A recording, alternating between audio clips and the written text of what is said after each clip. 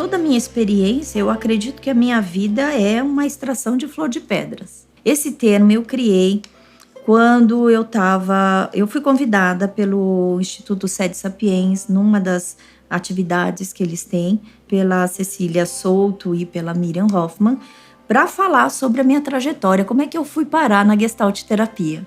E foi num momento muito interessante, num momento em que eu estava com um nódulo na tireoide. E aí, então, eu tive duas alternativas, né? Como eu sempre falei que eu gosto do diferente, né? Exatamente para sair dessa rotina, desse jeito do mesmismo, né? Eu tinha duas alternativas. Se eu fizesse o tratamento como eu fiz, de iodoterapia, eu fiquei radiativa. Então, as duas alternativas apresentadas pelo meu médico seria: ou você fica 3 dias internada num hospital, porque você vai ficar radioativa. Na época eu tinha os filhos muito pequenos, né? E também tinha as pessoas que eu não podia ter acesso. Ou você fica num hotel. Foi a escolha que eu fiz. Fiquei num hotel conversando com o gerente. Ele me colocou lá num quartinho bem separado, né? E fiquei 3 dias montando esta palestra, tendo tempo suficiente, inclusive porque eu não podia ter contato com ninguém, né? Então eu vou fazer essa palestra alinhando, contando sobre a minha trajetória de como é que eu fui parar na Gestalt terapia, enfim.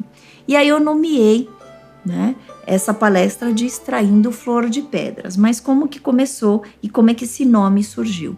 Depois, no 4º dia, né, que eu fiquei em isolamento, eu desci, porque eu já estava, né, de alta, né, eu desci e fui tomar sol, né, e fui dar uma olhadela assim no jardim. Quando eu olho um jardim, o jardim praticamente assim, todo cheio de pedras, e tinha uma florzinha só. Eu falei, mas que danada. Eu falei com a florzinha, ela falou comigo, eu falei, pronto. Então já encontrei, né, o título Extrair Flor de Pedras, resgatando os fragmentos. Porque nesta época também eu já estava no doutorado, estudando o processo de luto do filho da pessoa que se matou. Na verdade, se você vai jogar lá na USP, né, no Instituto de Psicologia, na biblioteca, tá assim, o processo de luto do filho da pessoa que cometeu o suicídio. Então, você viu que eu mudei já o título da tese, né? Que a princípio eu não posso, porque já está lá escrita. Mas, no pós-doutorado, eu leio um livro, né? Que se chama The Unique Grief. E aí, então, o autor, que se chama Smith, ele fala que o verbo cometer, ele é carregado com estigma. É muito associado com o conceito de pecado e crime. Falei, horas. Então, se eu estou trabalhando para minimizar, né, o estigma, esse tabu, estou trabalhando com a questão da prevenção, então eu também não posso mais utilizar o verbo cometer. Então, eu cunhei, né, criei esse título para esta palestra e foi a partir desse momento que eu começo o conceito de extrair flor de pedras como extrair a beleza de um solo árido. Diz que um imperador entregou para o artesão um pote com rachaduras e o artesão entrega de volta essas rachaduras preenchidas de ouro. E eu achei lindo. Nessa hora veio toda a ideia. Então eu acredito que a gente precisa colocar ouro nas nossas perdas. E extrair flor de pedras é acreditar que existe uma beleza no solo árido e que a gente pode colocar o ouro principalmente naquilo que a gente quer eliminar nas nossas vidas, as perdas. O ser humano, ele tende a querer esquecer, porque traz muito sofrimento. Toda morte simbólica é irreal, né? E aí entendo as perdas como mortes simbólicas, né? Então eu começo a fazer uma aproximação e uma compreensão. O quanto a gente não suporta o sofrimento. Isso é uma gestalt que fica aberta e, obviamente, como a gente não suporta, a gente quer fechar imediatamente. E a gente tende a não dar hospitalidade para aqueles sentimentos, que são os sentimentos que hoje eu chamo de sentimentos inóspitos. Quais são os sentimentos inóspitos que a gente não está acostumado no dia a dia a ter? Tristeza, raiva, ódio, inveja, culpa, vergonha, né? Desesperança, ciúmes. Quer dizer, tudo que a gente fala, nossa, que feio, que a gente considera que são sentimentos não nobres, que você não pode mostrar. Por exemplo, hoje em dia, eu vejo, infelizmente, quando alguém chora, um adulto chora perto de uma criança, e a criança fala para o pai, você tá chorando? E aí o pai ou a mãe fala, não tô chorando. Quer dizer, você já começa com uma desconfirmação do que está acontecendo. A criança, ela olha, ela percebe. Então eu fui tentando fazer uma aproximação do quanto eu, criança, a Carininha, eu, adolescente, também fui desconfirmada, né? E isso que realmente me prejudicou nos meus sentimentos, nos meus pensamentos. E hoje em dia é o que eu trago como quase essencial, né, na compreensão do manejo do comportamento suicida. A gente precisa legitimar a dor, a gente precisa legitimar os sentimentos e os pensamentos que a gente tem. O que, né, provoca realmente muito conflito são as nossas ações, né, em relação a esses sentimentos e pensamentos. E aí então a gente começa a entender que existe uma confusão danada. Eu preciso negar ou esconder, escamotear esses sentimentos não nobres, sabe? E não é assim. O processo de extrair flor de pedras, eu coloco em 2 fases, né? Eu alinho em 2 fases. A primeira fase é você precisa aprender a transformar a sua dor em amor, nem que seja amor próprio. E a segunda fase é você transformar o desconhecimento em conhecimento. Daí que eu começo a falar que realmente é isso que eu fiz na minha vida. Tudo aquilo que era desconhecido, por exemplo, ter uma mãe que tentava o suicídio, né? O suicídio para mim era um desconhecimento e até ainda hoje eu acredito que seja. Quando eu escrevi o Suicídio Gestalt, né, que foi o primeiro livro sobre suicídio, eu escrevi numa situação que eu acho que foi inusitada, de intenso sofrimento. Eu tinha morado nos Estados Unidos, quando eu volto dos Estados Unidos, minha mãe falando pela última vez, isso em 2005, eu estava grávida daquele que seria o meu primeiro filho, e aí então minha mãe fala no telefone, Carina, eu tô pensando em me matar. E foi com ela que eu comecei a lidar e fazer esse manejo. E eu falei para ela assim, mãe, o que supostamente a tua morte vai te resolver?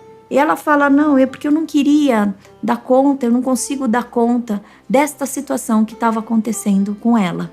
E aí eu comecei a falar, calma mãe, o tempo da sua morte vai chegar. Você tentou inúmeras vezes, né? Mas ainda a hora da tua morte não chegou. Veja bem, eu não falei, você não conseguiu, você fracassou. Eu não emiti julgamentos. Então a lida do comportamento suicida também é respeitosa. É sem julgamentos, ou pelo menos a gente tem que suspender, fenomenologicamente, né? A gente tem que suspender aquilo que a gente tem como conhecimento prévio.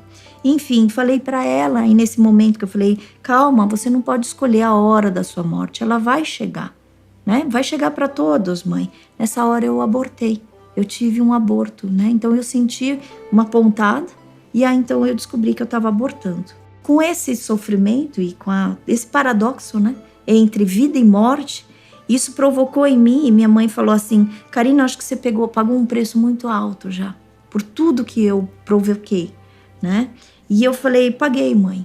Só que sabe que eu resolvi fazer, eu vou me declarar como suicidologista. Eu vou escrever esse livro, porque, primeiro, eu estou agora há algum tempo já na faculdade, o que eu mais quero é trabalhar com a prevenção do suicídio. O que eu mais quero é tentar passar para os outros aquilo que eu tenho aprendido com você.